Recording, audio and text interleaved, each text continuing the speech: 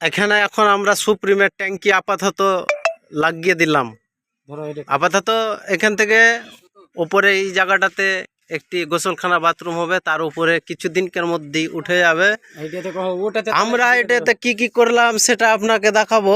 হ্যাঁ, এখানে করে একটি এই ট্যাঙ্কি, এই ট্যাঙ্ক বা জল ট্যাঙ্কি যেটা বলছে, যেটা জল ট্যাঙ্কি বলছে, সেটার এটা হচ্ছে ওর নোংরাগুলা সাফ করার। তো যা হোক, সাফও করা হবে। কেন পা দিয়ে দেখাচ্ছি, এই জায়গাটাতে আঠা লাগাইনি কেন, এটা খুলে নেবে, তো নোংরা পানি যত আছে ফেলে দিবে। আর ট্যাঙ্কিটা ভরে গেলে আপাতত এটা দিয়ে ওভার পানিটা পড়বে এই জায়গাটায়, ঠিক।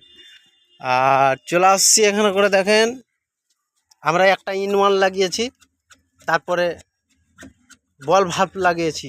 কেন, নিচে যে নিচতলা আছে, নিচতলায় অনেক সব বেসিং আছে, অনেক সব ট্যাপ আছে, বা বাথরুমে ট্যাপ আছে। কোনো জায়গায় ট্যাপ ভেঙে গেছে, ফুটে গেছে, বা কোনো একটা জায়গাতে লিকেজ হয়েছে, তো এখানে করে জলটা এসে বন্ধ করে দিবে, দিয়ে আবার মিস্ত্রি ডেকে কাজ করবে।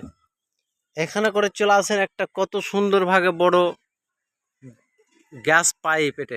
এটা গ্যাস পাইপ, এটা হচ্ছে মোটরের পাইপ। কেন, মোটরেরটা পাইপ এখানে করে কানেক্ট করবো, দিয়ে হয়ে যাবে।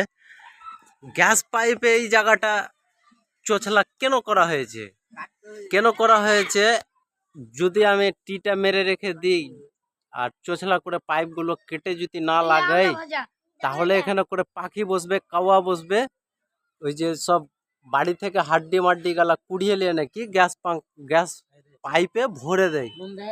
গ্যাস পাইপটা জাম হয়ে যায়, জাম হয়ে গেলে নিচে পানি ফ্লো কমে যায়। তার কারণে এটা পাখিকে বোকা বাহার জন্যেই ওখানে পাখিটা এসে বসবে, আর চোছলার দিকে মনে করবে পাইপের ভিতরে আমি হাড্ডিটা ভরে গেলাম, কিন্তু হাড্ডিটা নিচে পড়ে গেছে। এখানে করে পাখিকে বুড়বাক বেঁধে নিলাম।